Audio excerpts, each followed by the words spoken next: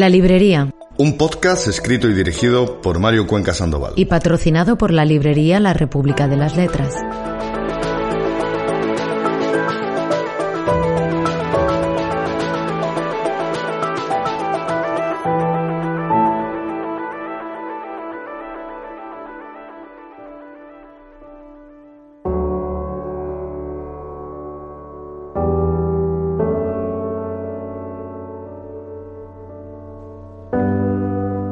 Nuestro curso dio comienzo en la Escuela de Enseñanza Media 6 meses después de la rendición incondicional de los japoneses, en el apogeo de la mayor embriaguez colectiva de la historia norteamericana, y la súbita acometida de energía era contagiosa. El sacrificio y la incomodidad se habían terminado. La depresión pertenecía al pasado. Creíamos sin reservas en la vida. Nos conducían sin vacilar en la dirección del éxito. Nuestra existencia iba a ser mejor. ¿No es eso asombroso? Haber vivido, y en este país, y en nuestro tiempo, y como quienes éramos, asombroso. El narrador de Pastoral Americana es Nathan Zuckerman, una especie de alter ego del propio Philip Roth. El fragmento que acabamos de oír pertenece a su discurso para la 45ª reunión de los antiguos compañeros de instituto. Es decir, que han pasado 45 años desde que Nathan terminó la escuela secundaria, y ahora es un hombre de más de 60 años. Se trata de uno de esos eventos en los que los supervivientes de una promoción escolar se ponen al día de sus matrimonios, divorcios e intervenciones quirúrgicas. Allí, Zuckerman coincide con el hermano de un ídolo de la infancia, un verdadero héroe americano, al que todos admiraban entonces, Lvov el Sueco. El Sueco. Durante los años de la guerra, cuando yo todavía iba a la escuela primaria, ese era un nombre mágico en nuestro vecindario de Newark. Entre los pocos alumnos judíos de tez blanca en nuestra escuela, donde preponderaban los judíos, ninguno poseía nada que se pareciera ni remotamente a la máscara vikinga inexpresiva y de mandíbula escarpada de aquel rubio con ojos azules nacido en nuestra tribu con el nombre de Seymour Irving Lvov. El Sueco era la gran promesa de la comunidad judía de Newark, un muchacho que se aproximaba tanto a un gentil como era posible. No creo que sea el único adulto que fue un niño judío con aspiraciones de ser totalmente americano en los patrióticos años de la guerra, cuando las esperanzas de toda nuestra vecindad parecían converger en el cuerpo maravilloso del Sueco. Supongo que, al idealizar al Sueco y su equiparación inconsciente con Estados Unidos, había en nuestro impulso cierta vergüenza y rechazo de nosotros mismos.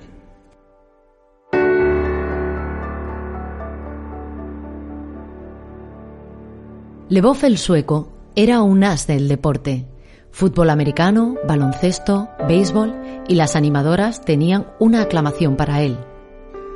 Aquella aclamación sacudía al gimnasio durante los partidos de baloncesto, cada vez que el Sueco recuperaba un rebote o marcaba un punto. Cuando los partidos de fútbol ganaba una yarda o interceptaba un pase. Sí, mirase donde mirase, la gente estaba enamorada de él. Alberto de la Rocha, escritor. En Pastoral Americana de Philip Roth, el lector se va a encontrar con un mundo que, para bien o para mal, conoce de sobra. El de esa Norteamérica que todos hemos visto en decenas de películas y de series de televisión. Esa Norteamérica de partidos de rugby, de béisbol y de baloncesto. Esa Norteamérica de fiestas de graduación, de cenas de acción de gracias, de reuniones de antiguos alumnos. Y además, buena parte de ella está ambientada en los años 60. Esa década que también conocemos perfectamente, con la guerra de Vietnam al fondo y cómo reacciona a ella la contracultura y los movimientos pacifistas. Después del colegio, el Sueco había aprendido el oficio de su padre, la fabricación de guantes de piel, y heredado y hecho prosperar su empresa. Se había casado con Miss Nueva Jersey, comprado una espléndida casa de piedra en Rimrock y engendrado a una hija, Mary. Su vida era la encarnación del sueño americano de una familia de origen inmigrante. La familia todavía volaba en el cohete del inmigrante, trazando la trayectoria hacia arriba ininterrumpida desde el bisabuelo, que trabajaba como un esclavo, pasando por el abuelo, y el padre lleno de confianza en sí mismo, instruido e independiente, hasta el miembro de la familia que volaba más alto, la hija de la 4ª generación, para quien Estados Unidos iba a ser el paraíso. Pero aquella historia sobre un joven judío que conquistaba el sueño americano tenía su cara oculta, y Zuckerman estaba a punto de descubrirla, gracias al testimonio de Jerry, el hermano menor del sueco. Un día, la vida empezó a reírse de él y ya no dejó de hacerlo. Lo que yo más destacaría de Pastoral Americana sería su estructura y su enorme complejidad, que no salta a la vista de inmediato y que yo personalmente aprecié mejor en una segunda lectura, porque la novela comienza y tardamos bastantes páginas en saber de qué trata.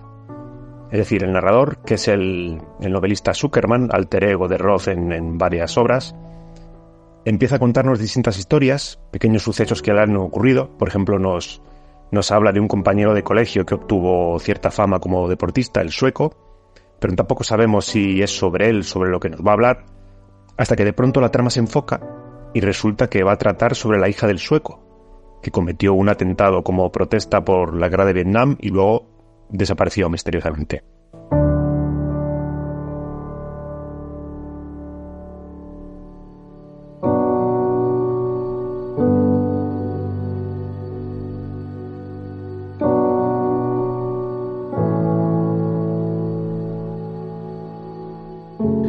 A través de Jerry, Zuckerman descubre que aquella leyenda de su infancia había vivido y muerto con el dolor por la desaparición de su hija Mary cuando tenía 16 años, fugitiva tras el atentado en la oficina de correos de Old Rimrock, la pequeña localidad en la que vivían, que provocó la muerte de un hombre inocente, el médico de la comunidad.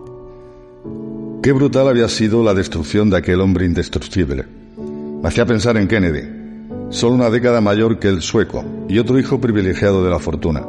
Otro hombre encantador que exudaba significación norteamericana, asesinado cuando solo tenía 40 y tantos años, 5 antes de que la hija del sueco protestara violentamente contra la guerra liberada por Kennedy Johnson e hiciera estallar la vida de su padre. Pero claro, me dije, él es nuestro Kennedy. El sueño americano había nacido tras la Segunda Guerra Mundial, en el apogeo de la mayor embriaguez colectiva de la historia norteamericana. Y su extinción vendría propiciada por otro conflicto bélico, la Guerra de Vietnam, a la que Mary y sus camaradas se habían opuesto primero de forma pacífica y después violenta. Todo empezó para el sueco con un absurdo existencial y terminó con otro, una bomba. Porque quizá aquel sueño fuera bondadoso pero superficial, ingenuo y ensimismado, como el propio sueco Lvov. Un muchacho esbelto, musculoso y austero, cuyo talento consistía en atrapar cualquier cosa que cualquiera lanzara desde cualquier lugar cercano a él. Pablo García Casado, poeta. Podríamos decir que el tema de la novela Pastoral Americana es el desencanto al que lleva la guerra del Vietnam, el desencanto de llevar hasta las últimas consecuencias la pelea, ¿no?, por el discurso, por encontrar una manera justa de llevar la vida, y cómo precisamente esa idea de justicia llevada hasta el final por quien ha hecho germinar precisamente esa semilla, ¿no? Si el sueco incorpora a su vida la semilla del bien, ese bien en manos de esa hija llevada hasta las últimas consecuencias, la lleva a convertirse en terrorista.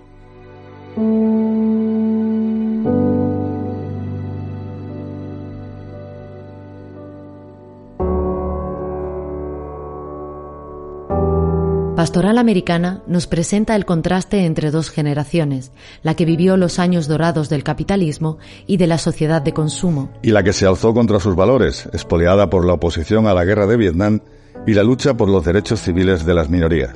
La primera es la generación del sueco, entusiasta y obediente. ¿Cómo podía él, con su bondad minuciosamente calibrada, haber sabido que los riesgos de ser obediente eran tan altos? Uno se decanta por la obediencia para reducir riesgos. Una mujer guapa, una casa hermosa. Así es como vive la gente de éxito. Son buenos ciudadanos, se sienten afortunados y agradecidos. Dios les sonríe. La segunda es la generación de Mary, rebelde y contestataria. Es decir, la generación de la hija que es la encarnación del caos. Porque de hecho, Mary había volado la oficina de correos del pueblo para traer la guerra a los Estados Unidos, para luchar contra lo que ella llamaba el imperialismo de la América fascista. Para ella, ser norteamericana era odiar a Estados Unidos, pero él no podía dejar de amar a su país como no podía dejar de amar a sus padres. ¿Cómo podía una hija suya estar tan ciega que vilipendiaba el sistema podrido que había dado a su familia todas las oportunidades de tener éxito?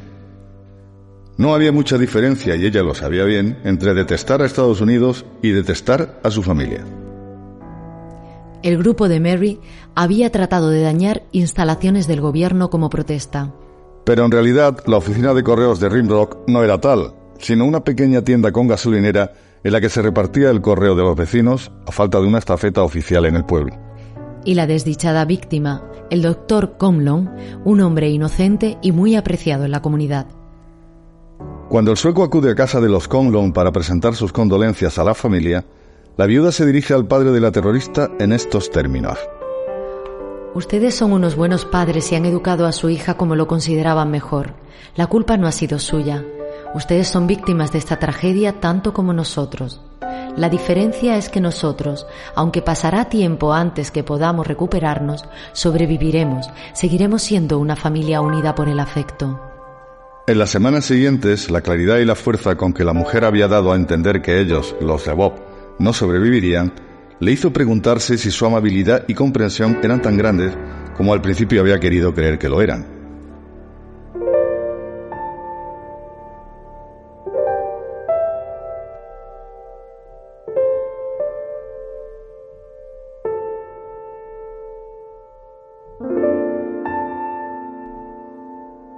Philip Roth nació en Newark, Nueva Jersey, en 1933.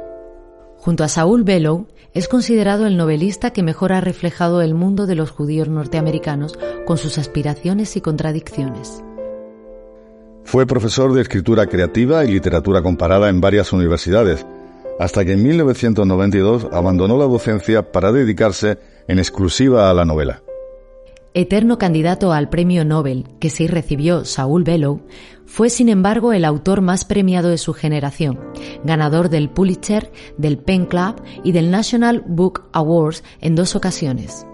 El crítico Harold Bloom afirmó de él que era uno de los 4 escritores vivos más importantes a comienzos del nuevo milenio, junto con Don DeLillo, Cormac McCarthy y Thomas Pynchon. Milo Kropotkin, periodista y escritor. Se me hace un poco raro hablar ahora de Philip Roth, porque durante 2 décadas de periodismo cultural, criticando sus libros, comentando su obra, pude recurrir a la coletilla de que me parecía el escritor vivo más importante que había. Es evidente que no había leído yo ni a una millonésima parte de los escritores vivos, ¿no? Pero, por extrapolación, por sus temas, sus filias, por la manera en que los trataba, podía un poco realizar esa afirmación y ahora 6 años después de su muerte, claro, la competencia está más reñida para ser el escritor más importante muerto, ¿no? Ahí ya tenemos a Shakespeare, por ejemplo, así que la cosa se complica.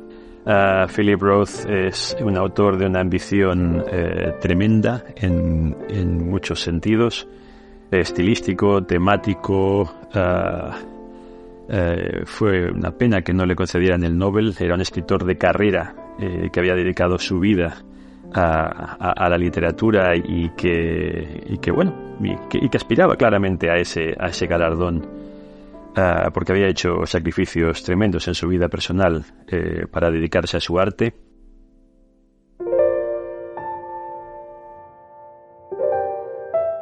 En 2012 fue galardonado con el Premio Príncipe de Asturias, que no pudo recoger por las secuelas de una intervención quirúrgica. Ese mismo año anunció su retirada. He dedicado mi vida a la novela. He estudiado, he enseñado, he escrito y he leído, excluyendo casi todo lo demás. Ya basta. Ya no siento ese fanatismo por escribir que he sentido en mi vida. En la pantalla de su ordenador dejó una nota que decía: la batalla con la escritura ha terminado. Philip Roth falleció en Nueva York en 2018 por causa de una insuficiencia cardíaca. Pastoral Americana conforma con Me casé con un comunista y La mancha humana lo que se conoce como la trilogía americana de Roth. En estas obras ofrece un fresco de la América del siglo XX a través de la peripecia de distintos personajes narrada por Nathan Zuckerman. Ese alter ego del propio Roth que protagoniza un total de 9 de sus 30 novelas publicadas.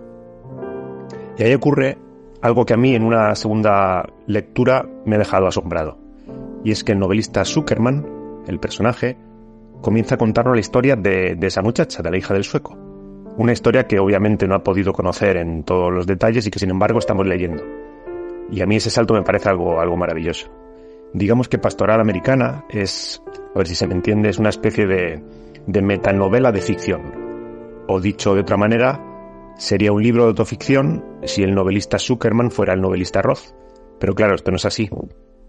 Y por eso es muchísimo, en mi opinión, muchísimo más interesante que un vulgar libro de autoficción. Milo Kronpotich, a través de sus alter egos, realiza una variante de la autoficción mucho antes de que la autoficción se ponga de moda, y además se crea pues un juego de espejos, de cajas chinas, de matrioshka, si queremos, mucho más interesante del que suele resultar de la autoficción.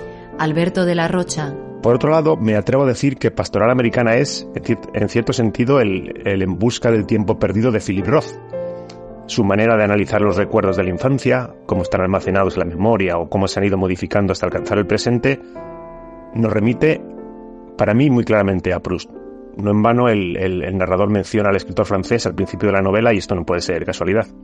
Y en esa reunión de alumnos que tiene tanta importancia en la trama del inicio de la novela, habla textualmente de máscaras al referirse al envejecimiento que ha caído súbitamente sobre los rostros de sus compañeros de colegio. Y ese es justo el mismo término que usa Proust en el prodigioso último volumen de su obra, en El tiempo recobrado.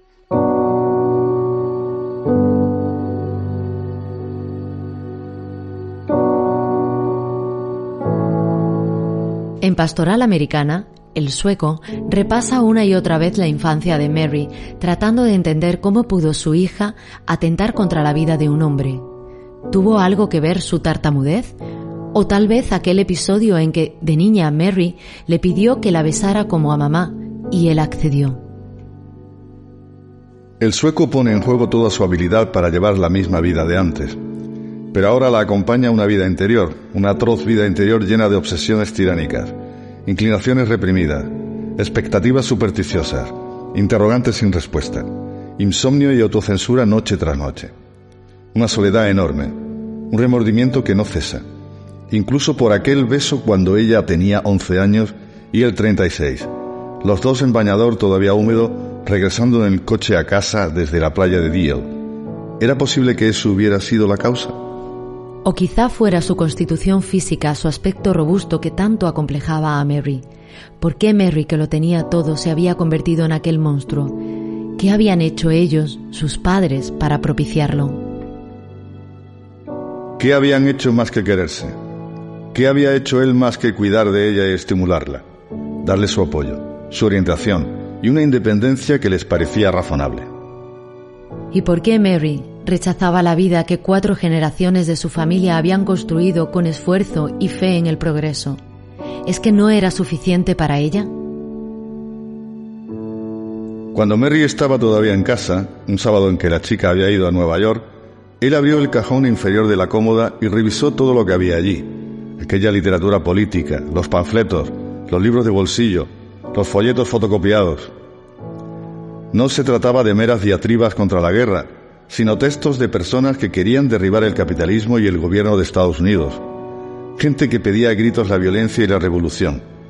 Era terrible para él encontrarse con pasajes que, dado lo buena estudiante que era, ella había subrayado pulcramente.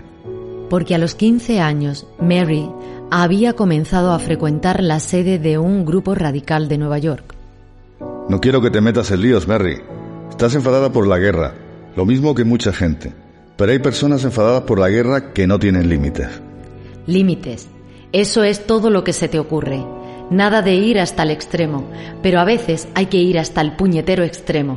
¿Qué crees que es la guerra? La guerra es un extremo, no es la vida aquí, en el pequeño Rimrock.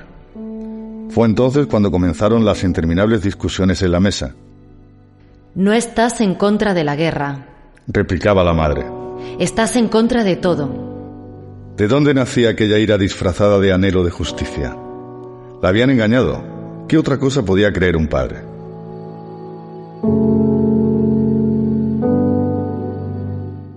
El FBI busca a Mary como principal sospechosa por el atentado de Old Rimrock. En ese punto comienza la peregrinación de un padre que trata de contactar con su hija, que trata de comprender.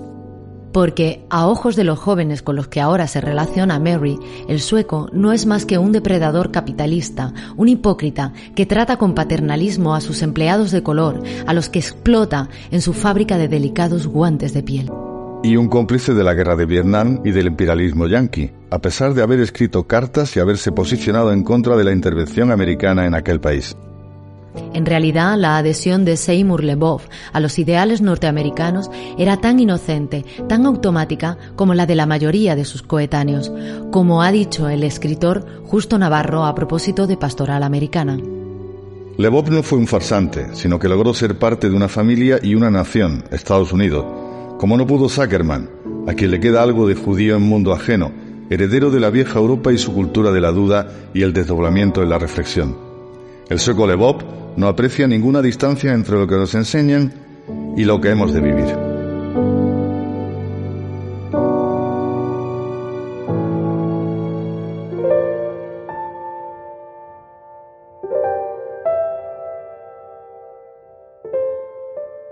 En las páginas de Pastoral Americana asistimos al derrumbe de la época dorada de Estados Unidos a través de la degradación del barrio de Newark y de uno de sus conciudadanos más ilustres, el sueco Lebov, incapaz de comprender las causas de ese derrumbe. Había aprendido la peor de las lecciones que puede dar la vida, la de que carece de sentido. Y cuando sucede tal cosa, la felicidad nunca vuelve a ser espontánea, sino que es artificial e incluso entonces se compra al precio de un obstinado distanciamiento de uno mismo y de su historia. Chani Rodríguez, escritora. Bueno, pues conservo un magnífico recuerdo de la lectura de Pastoral Americana. De hecho, de la trilogía es la que más me gusta. Me gustó mucho conocer ese barrio de Newark en sus, digamos, buenos tiempos, cuando aquello era poco menos que la Arcadia feliz. A todos les iba muy bien, todos eran guapísimos y buenísimas personas, ¿no? Y después, con el estallido de la guerra de Vietnam y con los disturbios raciales, es un barrio que quedó devastado, ¿no? Me gusta mucho esa gran curva narrativa que dibuja Philip Roth, ¿no? Sobre cómo se empieza y cómo se acaba, sobre qué es lo que parece y qué es lo que realmente era. Pastoral Americano es un tortazo en toda la cara. Es una novela tremenda que yo creo que nos hace también preguntarnos sobre qué podemos ser, hasta qué punto podemos ser buenas o buenos sin tener ningún tipo de principio, ¿no? Ni ideal, ni inquietud, ¿no? Me gusta también la estructura, me gusta mucho el narrador que emplea este trasunto del propio Roth, ¿no? Zan Zuckerberg, que es una especie de narrador testigo, aunque se nos olvida en realidad, parece que luego pasa el tiempo y la verdad es que tenemos la sensación de que la historia la contó el sueco, pero bueno, no es así. Y por todas estas razones y muchas más, me gusta mucho Pastoral Americana.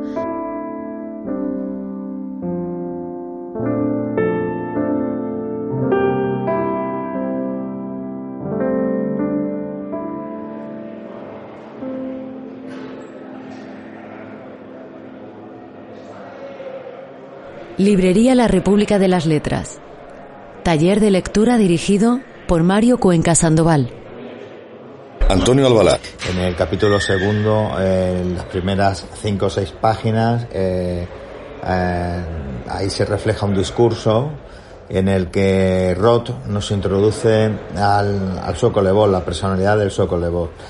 Considero que este discurso tiene una excelente prosa donde hay una brillantez en la exposición, una brillantez positiva, ¿no?, en la idea. Y vamos, recomiendo una lectura pausada y sosegada de este discurso porque me ha parecido genial. Creo que se la recomendaría a cualquiera, como cualquier buen libro. Es difícil decir que no se la recomendarías a alguien. Quizá, no sé, si hay alguien que esté en un momento de su vida en el que no le apetezca ver cómo caen las máscaras, ni plantarse ante la anatomía de una detonación moral y política, y, como digo, le apetezca algo más escapista y estar tranquilo, pues a esa persona no se lo recomendaría, pero por lo demás a cualquiera y por supuesto. Releer ahora, en 2024, Pastoral Americana, es volver a redescubrir una de las mejores fábulas contemporáneas que narran el desencanto. Y habla del desencanto en cuanto el hundimiento de una manera de entender la vida, ¿no? Esa América que empieza a narrar la novela es una América que acaba de salir de la Segunda Guerra Mundial y que entra en el paraíso confortable de la clase media, ¿no? Esa clase media que prospera, a la que le espera un crecimiento perpetuo, en la que todo está preparado para, no sé si para la felicidad, pero sí para la confortabilidad. Esta novela la considero imprescindible y recomiendo su lectura. Quiero agradecer a la librería por hacer estos podcasts. Agradezco encarecidamente también a su director, Mario Cuenca Sandoval, y a la República de las Letras por hacer posible esta pequeña aventura.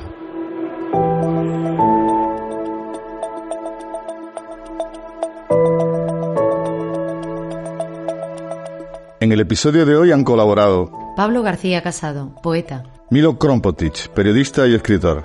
Alberto de la Rocha, escritor. Chani Rodríguez, escritora. La librería es un podcast escrito y dirigido por Mario Cuenca Sandoval. Y patrocinado por la librería La República de las Letras. Locución de Irene Lázaro. Y Juan José Fernández Palomo.